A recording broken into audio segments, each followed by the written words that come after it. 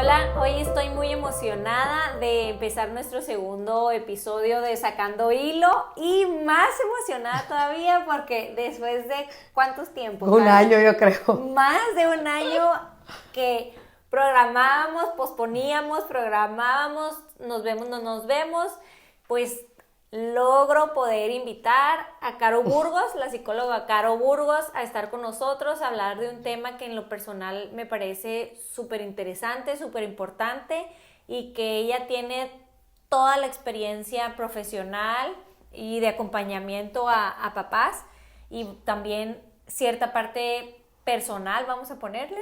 Y está aquí para hablar hoy sobre el duelo cuando existe un diagnóstico de algún trastorno o alguna situación, algún síndrome en alguien de la familia, en este caso puede ser un hijo. Y pues bienvenida, Caro. Ella Gracias. es Caro Burgos. Cuéntanos, Mucho gusto. Caro. Aquí andamos también, colega de Lucía, por fin se nos hizo. Se me hace muy importante el tema porque en la escuela para padres que yo hago en el kinder, el primer tema que trabajamos en la escuela para padres es cómo afrontar el duelo. Siempre que estamos embarazados y en lo personal es un tema que a mí, yo creo que yo nunca lo trabajé hasta 10 años después.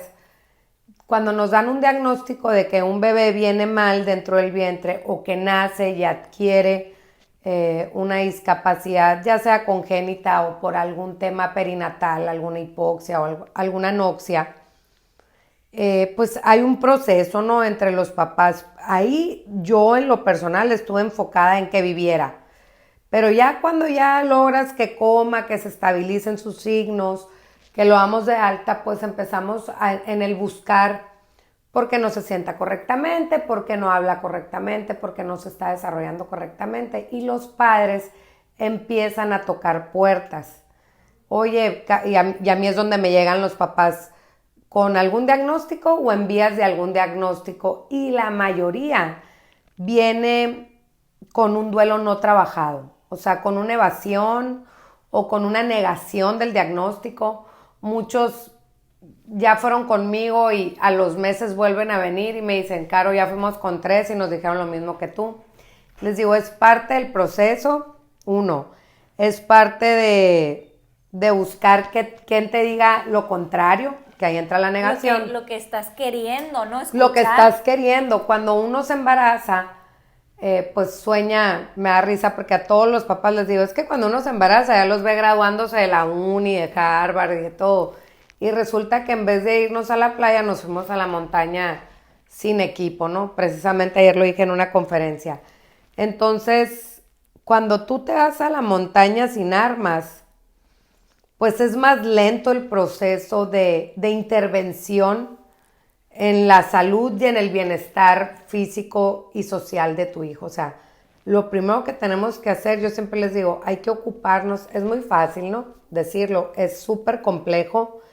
Y yo creo que es el tema donde más perdemos tiempo como padres, el estar buscando quien nos diga que nuestro hijo no tiene un diagnóstico. O sea, todos queremos niños sanos, yo también, pero y dentro del común desarrollo, ¿no? Dentro de la norma, de la regla. dentro de la normalidad. Ajá. Ahorita me encanta cuando ya cambia el lenguaje y evoluciona y dice niños neurotípicos y niños neuroatípicos. Todo lo que involucra el duelo en el diagnóstico de tu hijo está bien cañón. O sea, aparte que no es lineal, ¿no? Ningún duelo es lineal, pues siempre andan en una montaña rusa de emociones. Entonces tú podríamos decir y podríamos como establecer que efectivamente se vive un duelo cuando hay este diagnóstico. ¿Y dónde estaría el duelo? O sea, ¿dónde podríamos decir que está el duelo? Porque estamos hablando de una pérdida, ¿no? El duelo es el proceso de en todos los aspectos de una pérdida. Y yo aquí, veo que, si tú tienes que a tu pierden bebé o a tu hijo, ¿qué estás perdiendo? la expectativa del niño saludable y aceptado normalmente por la sociedad. Digo así porque para mí no hay normalidad como tal. Yo siempre, y lo digo en mis conferencias, ¿qué es ser normal, no? O sea, ¿qué es ser normal? ¿Qué es la normalidad? Pero cuando uno se embaraza, y a mí me pasó, ya yo voy a hablar dentro de mi responsabilidad, uno, cuando mi hijo crezca, ¿qué irá a ser? Como el papá abogado, como el abuelo doctor. La bestia, es que nació con una hipoxia de 4 minutos y medio.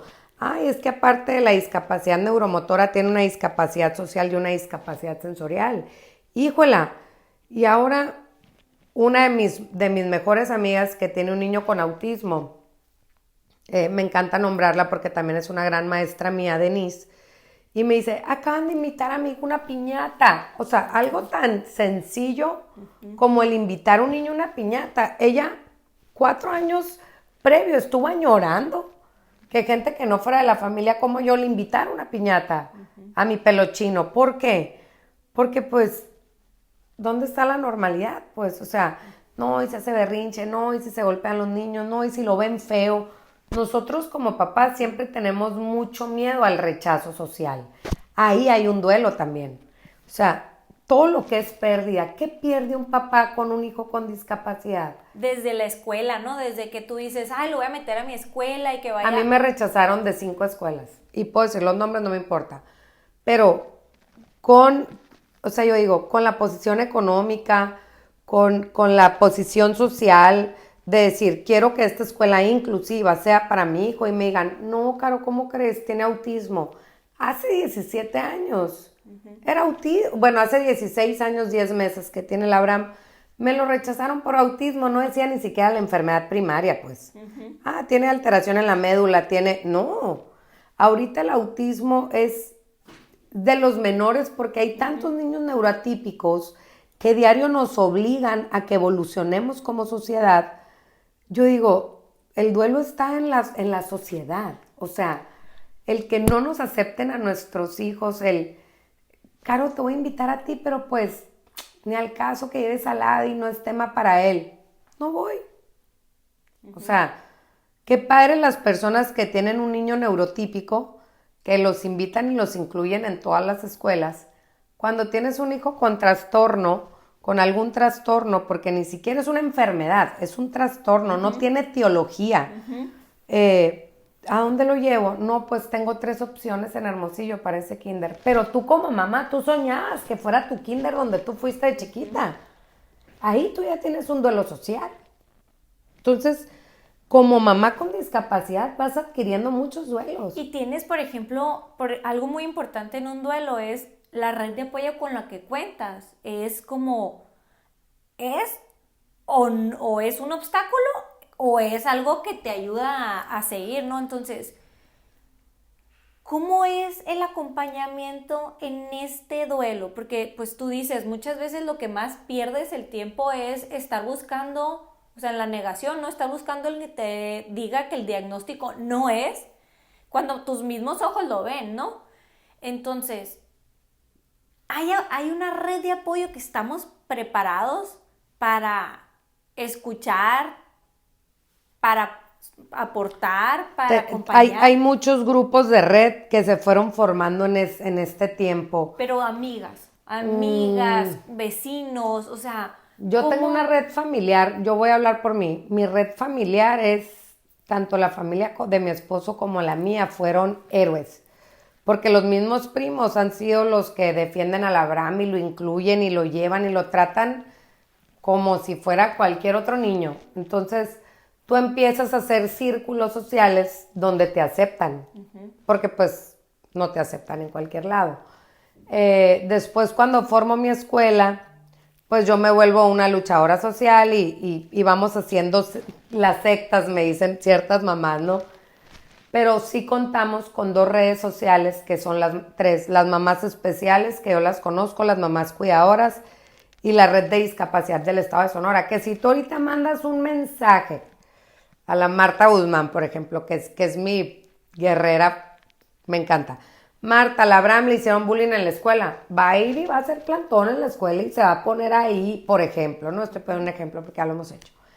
Pero vas coincidiendo con personas que buscan el mismo objetivo que tú, ser aceptados y tener un lugar para ellos. La y bronca como es... ser respetado, ¿no? Yo creo que esa es la palabra. Es que el ser respetados, yo no lo pongo, ya debe ser una imposición, pues. O sea, no tienen lo pones ni en la mesa. No, ni siquiera lo pongo en la mesa, porque es parte de su derecho, pues, ¿no?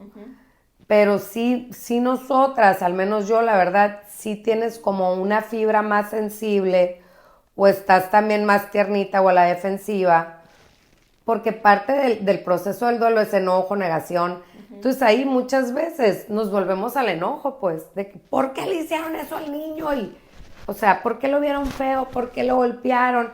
Entonces nos devolvemos. Por eso digo, yo vivo en un duelo transicional aquí con el Abraham, pues, ¿no?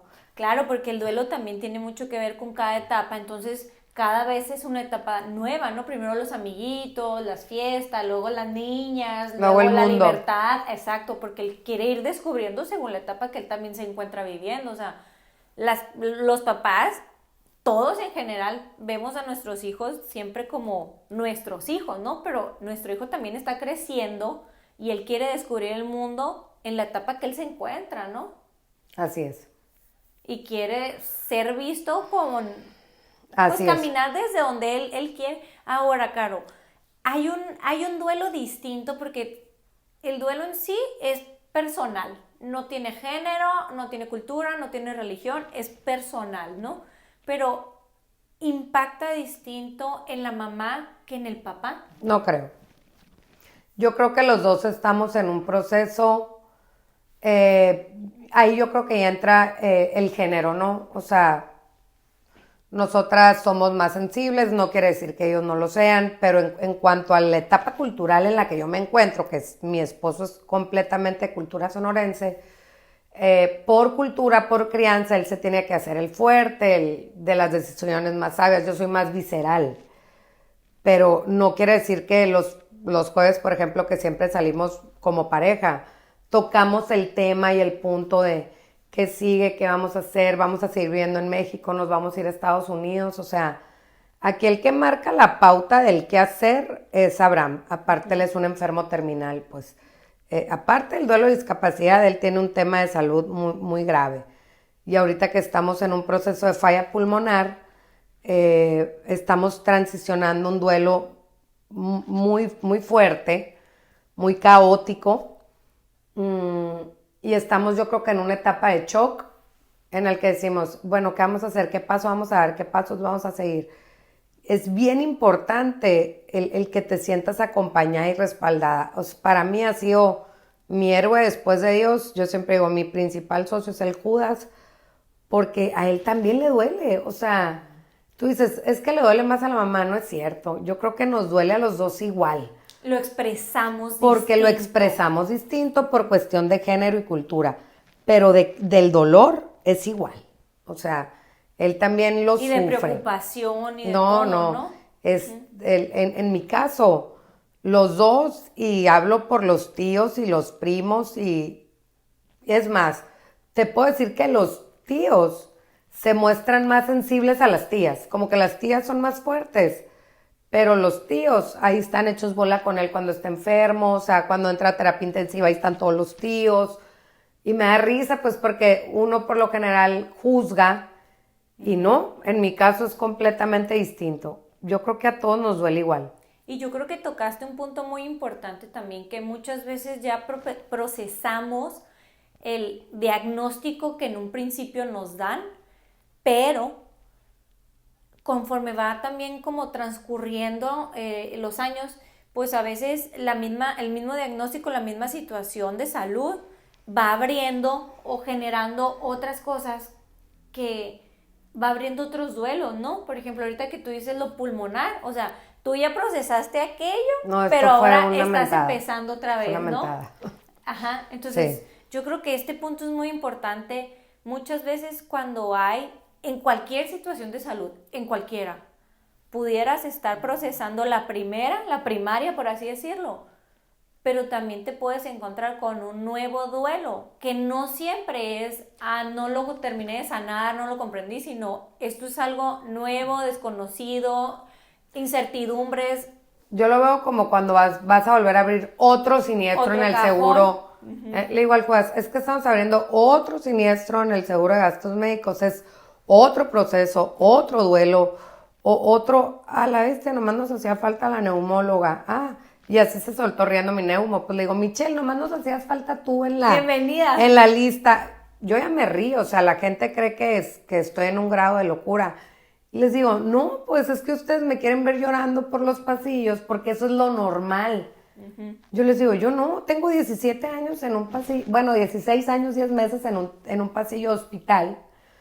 Por supuesto que procesas y ya la muerte ya te la esquivas así un ratito, o sea, yo aprendí a vivir el solo por hoy, como el alcohólico así. Solo por hoy, voy a dar gracias, solo por hoy es un día más. Hoy, ¿qué tengo que hacer? Hoy. Ya no futureas. Yo tengo dos preguntas. Una, ¿es diferente el impacto o el trabajo cuando el diagnóstico es en el embarazo y cuando el diagnóstico es en el parto? No creo. Yo creo que el impacto... O sea, porque a ti te ha tocado acompañar también a mamás, ¿no? En ambas situaciones. Y me tocó procesarlo personalmente también. Juela, qué pregunta tan difícil. Yo creo que el duelo es impactante en cualquier etapa. Yo sabía que Abraham eventualmente iba a tener alguna complicación porque me dijeron desde el embarazo que venía mal. Nació de 25 semanas. Entonces, pero a tus 21 años, tú crees que eres joven y todo lo puedes. Y yo decía, ay, con un chorro de terapia él va a estar al fregazo. Yo nunca lo visualicé así. Yo lo veía como la ilusión óptica que yo traía, ¿no? La vida me llevó por un duelo muy largo. Y cuando me embarazó Antonia, de una niña sana, de una niña perfecta, fue muy impactante porque, para empezar, era mi primer bebé después de 5 o 6 embarazos, creo que 6, perfectamente en término, o sea, no traía complicación alguna y de la noche a la mañana estaba agonizando la niña. Yo me quedé atorada en la palabra agonizando, como 3 meses, yo creo, como 3 meses decía, ¿cómo puede agonizar una bebé en tu vientre? Si tú eres el medio para traerla viva a la tierra. Y el ya vivirlo y el controlar que todas las personas no sufrieran, porque soy controladora, y luego el irte a tu casa y que ya no hay nadie, que ya nadie te está acompañando y a la bestia. O sea, es completamente diferente ese duelo que ya no está al duelo de que te tienes que ocupar con el duelo. Yo tengo el duelo de mi hijo porque es una etapa, es un proceso, pero agradezco en el duelo porque lo tengo. Aquí ya no la tengo. Es súper impactante. Mira, me pongo chinita porque te quedas con los brazos vacíos. O sea, ese acompañamiento. Y yo siempre les digo a las mamás que me ha tocado acompañar y Padres del Cielo igual. Padres del Cielo es una fundación en la que ella forma parte y acompaña a papás que pierden a su bebé, que su bebé fallece. Tanto en la gestación como en el parto, ¿no? Y en los primeros días de nacido. Y todas las preguntas que te haces en esa cama, que estás con los brazos vacíos, completamente expuesta, con leche materna y demás, yo les digo, todas las preguntas no tienen respuesta, yo también me las hice. Todas esas preguntas que te estás haciendo ahorita, yo ya me las hice y vas a creer que te vas a volver loca, pero va a pasar. O sea... Y vas a creer que te vas a morir. Y va a pasar. Pero yo siempre les digo, de amor y de dolor, nadie se muere. Te puedes morir porque te decidiste dejar de comer, decidiste lastimarte o lo que sea, decidiste. Pero en sí, no. Ahora, dices algo también que me parece muy interesante. ¿Y las culpas, Caro? Tienes que gobernarlas porque no te sirven para nada. O sea, yo después de Antonia me puse a trabajar muchísimo en 795,000 culpas que aparecieron en mi cabeza, porque no me fui a tiempo, porque no esto, lo me decían es que no hacías oración, ya sabes, todo el mundo opina. Si le sigues el rollo de la culpa, sí te vas a quedar en el hoyo, Cuando dije, esto no tiene ni pies ni cabeza, yo no voy a ser víctima de este dolor, lo voy a transicionar, lo voy a sanar, yo creo que Dios me iluminó y le hablé a la Piki, le hablé a la Lucía, le hablé a la Yuli, nos fuimos a desayunar y fue es que tenemos que hacer algo para que no le vuelva a pasar esto a las demás. A mí me salvó mi ginecóloga, que la doctora Eli Torres, a la bestia, el humanismo de esa doctora. Caro, ¿qué quieres hacer? Quiero tomarle una foto, quiero tomarle una huella, porque mis amigas que ya habían perdido bebé, ya las habían preparado para. Entonces, yo lo hablo con la Eli, y después de Dios, gracias a la Eli, tengo Elías. O sea, la fe y el acompañamiento de una doctora para decirte, creo en ti, vamos a poder juntas. Con todo en contra, ¿eh? O sea, de salud, todo en contra para tener un bebé. Y con el miedo aquí ya he perdido 4, pues, y si pierdo también, a la bestia, más el duelo de mi hijo. Ese acompañamiento de ella para mí es invaluable. Y Padres del Cielo, cómo se transforma en un proceso de dolor a amor. Porque a todas nos duele igual. Y cada vez que en el chat que una mamá de 32 semanas que acaba de perder un bebé, no, te lo juro, Lucía, las 15 lo estamos sufriendo en ese momento. ¿Quién va? Yo voy. ¿Tú llevas la caja? No, yo voy, yo hago esto. Todo lo pagamos nosotras, todo. Todas las actividades las hacemos nosotras. Todo el acompañamiento lo hacemos nosotras. Todo el proceso de duelo lo trabajamos nosotras cada 15 días. O sea, yo sin ellas, yo creo que probablemente no estuviera aquí. Es justo lo que decíamos, ¿no? El tener, y esto es súper importante en cualquier proceso de duelo, el tener una red de apoyo y también recordar que en un proceso de duelo la persona más importante eres tú. Entonces tú debes de sentirte, esta es la muestra de amor más grande que vas a tener. Tú tienes que decir quién sí, quién no te va a acompañar. Eso es muy importante. Que si tu familiar, que si esa amiga te ha estado contigo toda la vida, pero si esa persona ahorita te resta, te da, no te sabe acompañar, es bien importante. Las personas, no hay educación en un acompañamiento. Ni lenguaje.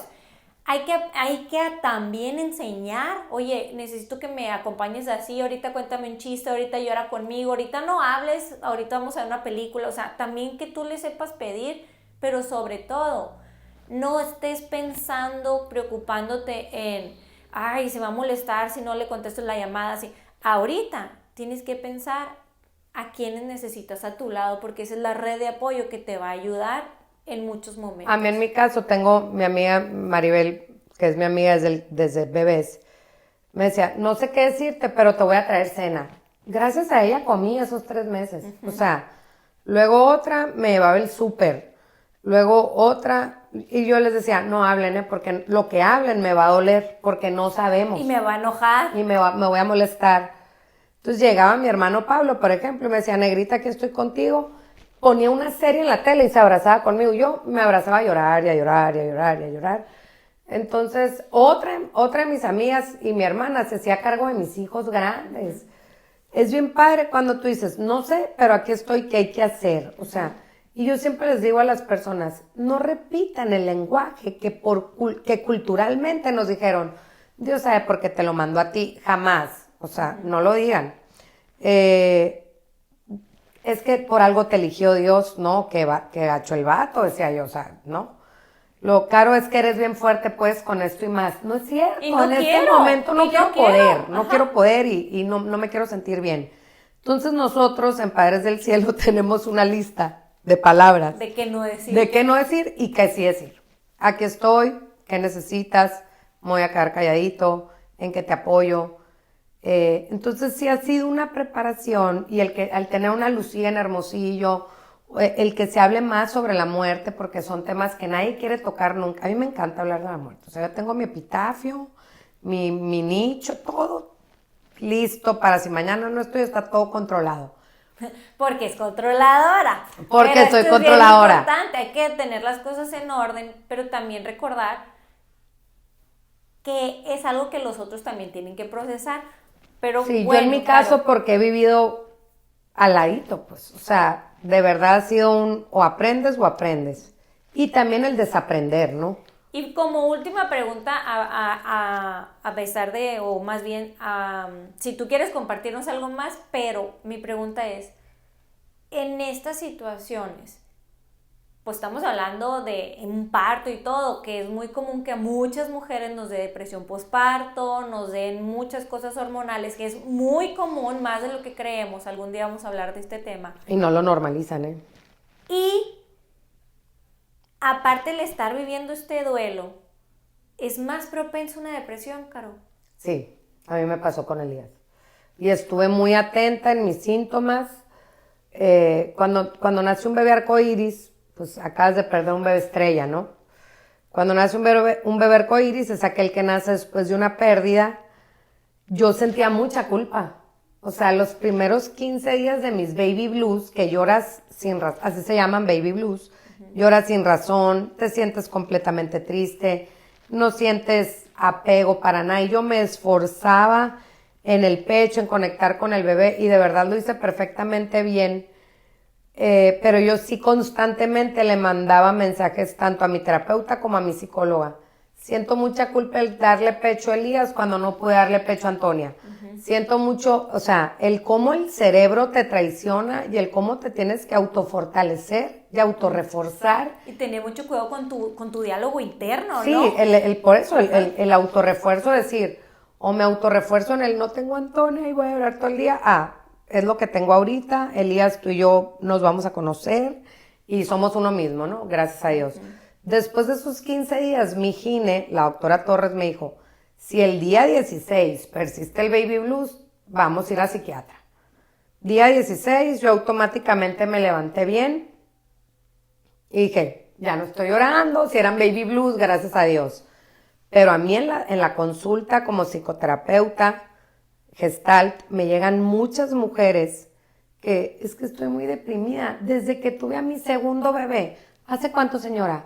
Hace 3 años y ha aumentado. Y yo, híjola, o sea, le digo, ¿cómo una depresión postparto transicionó o trascendió a una depresión? Clínica. A una depresión bastante severa, ocupó psicoterapia y psiquiatra, o sea, yo con mi equipo médico, gracias a Dios, con mis psiquiatras, trabajamos muy a gusto, muy de la mano, pero el cómo después de 3 años nadie le dijo, ¿sabes? Y cómo por pena no dices, me siento triste, no me siento suficiente, cómo por pena muchas veces por el tabú social tenemos siempre que decir, estoy bien, todo está perfecto, porque si dices lo contrario, pues qué amargada. No, y no eres agradecida, ¿no? Que poco agradecida, tuviste un niño sano. ¿Qué te importa? Pues, o sea, tú no pudiste conectar con ese bebé, ya hicimos una herida de rechazo. O sea, ya vienen muchas cosas después que tenemos que corregir porque no normalizamos la salud mental. O sea, el sentir bien en todas mis esferas es prioritario. Yo estoy en sanación constantemente, diario me trabajo. Es bien importante porque por mí, primariamente por mí y después por mi esposo y mis hijos, pero yo tengo que estar bien para mí, pues, o sea, y el no normalizar eso tampoco es algo que tenemos que enfocarnos en correr la voz y decir, respeta tu duelo, respeta a tu hijo, respétate tú y respeta tus procesos, estás en un proceso, no es para siempre, es un proceso. Pero hay que hacerlo bien acompañadas de un tanatólogo, de un equipo médico, de tu red de apoyo, de la oración, o sea, de todo lo que de tú todo lo que necesites, necesitas, ¿no? que te suma. Sí. Porque ahorita dijiste algo, como muchas veces por lealtades, no fue tu palabra lealtades, pero no me acuerdo qué palabra dijiste y para mí son lealtades, estás con personas que no te suman, que puede ser tu mamá o tu papá o tu hermana, por una lealtad inconsciente porque es tu familiar, pero en tu proceso de duelo te está hundiendo más, pues. Entonces, ¿qué señales tengo que poner o qué red flags tengo que poner para mí?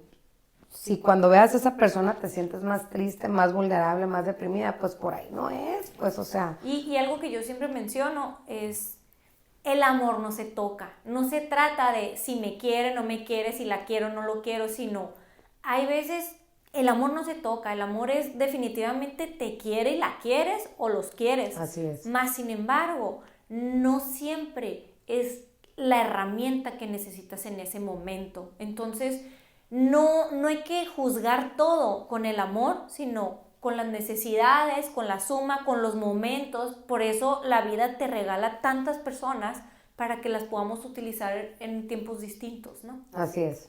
Pues muchísimas gracias, yo estoy súper emocionada de estar con Caro, a mí me encantaría... Nos faltó otra parte 2, vamos a volver. Me encantaría hablar un chorricisísimo más porque por fin logré que nos acompañara y muchísimas gracias. No, a ti, Lucía, Caro. muchas gracias. Corriendo y todo, pero aquí andamos, hay que hacer parte 2. Les voy a compartir toda la información de Caro para que la sigan, para que le escriban si se encuentran en una situación similar, para que sientan el acompañamiento de ella. Muchas gracias. Muchas gracias a ustedes, muchas gracias. Gracias por invitarme.